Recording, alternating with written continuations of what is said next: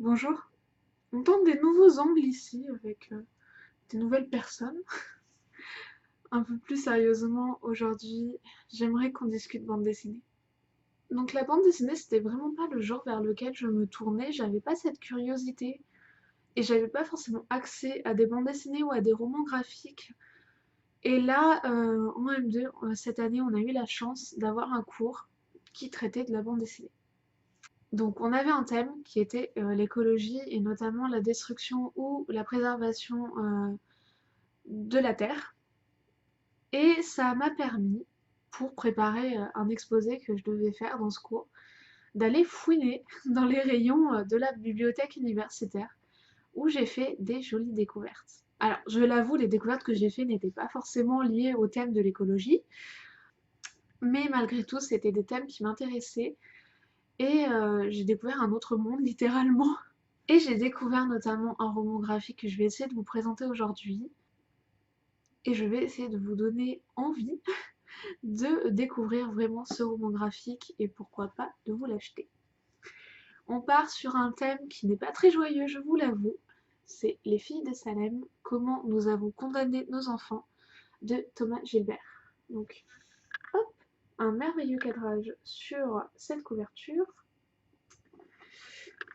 Et on part donc sur l'histoire de Salem, des sorcières de Salem, et notamment de ces femmes, de ces jeunes femmes, de ces jeunes filles qui ont été tuées parce qu'elles ne rentraient pas dans les carcans qu'on venait de leur imposer. Je me nomme Abigail Hobbs, j'ai 14 ans, j'habite avec mes parents à Salem Village, j'ai vécu une enfance heureuse à l'abri des soucis. Oui, pas le moindre nuage à l'horizon. Puis il y eut ce jour fatidique, j'étais dans ma 13e année, je m'en souviens précisément, le jour où tout a commencé. Alors, je vous l'avoue, on part pas sur une histoire très joyeuse. Mais la force de cette bande dessinée, c'est vraiment qu'on va suivre Abigail, on va suivre trois autres femmes, qu'elles soient jeunes femmes ou non, notamment, euh, dans une société où on leur demande de se taire, où on leur demande de se soumettre à une religion qui s'impose, qui impose ses règles, où la femme n'a pas le droit de s'exprimer, n'a pas le droit d'être curieuse. Abigail, l'un des faits qui marque, notamment dès le début du roman graphique, c'est qu'elle doit rentrer dans la vie adulte sans même avoir conscience de ce que c'est, sans même savoir pourquoi est-ce qu'elle doit y rentrer au final. Et ce n'est pas fait dans la tendresse, c'est fait dans la violence.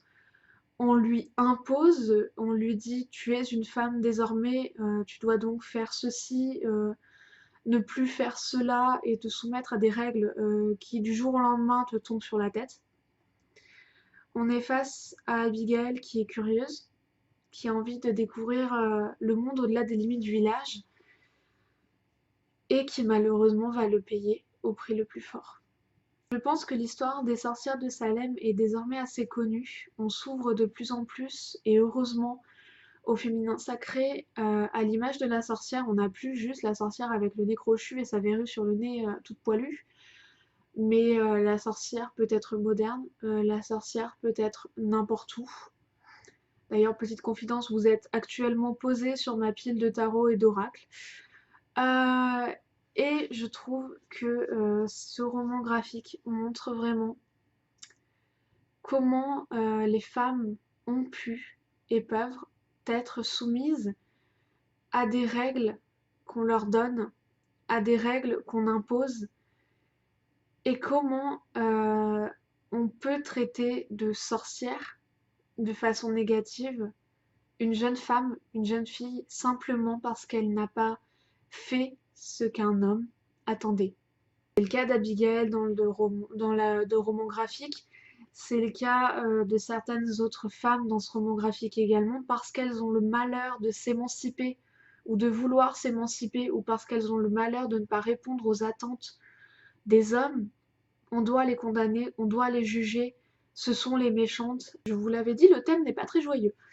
Mais vraiment, j'avais envie de présenter ce roman graphique justement parce que, comme je l'ai dit, on s'ouvre au féminin sacré, on s'ouvre à la sorcière moderne, on commence à accepter le fait que la Wicca puisse exister, le fait que être Wicca, ce n'est pas être bizarre. Et on commence à accepter le fait que chacun puisse être différent. Mais pourtant, on retrouve des échos de ces carcans qu'on pose aux femmes ou aux personnes, qu'elles aient un genre ou non. On leur demande de correspondre à des cases, de rentrer dans des cases, ou sinon, attention, voilà ce qui vous attend. Et vraiment, lire ce roman graphique, ça m'a fait mal. On va se l'avouer, j'ai terminé ma lecture en larmes. Salem, ça résonne aussi en moi au niveau de mon écriture. Ça résonne en moi au niveau des thèmes que j'affectionne, au niveau du thème de la sorcière, de la différence, du féminin sacré.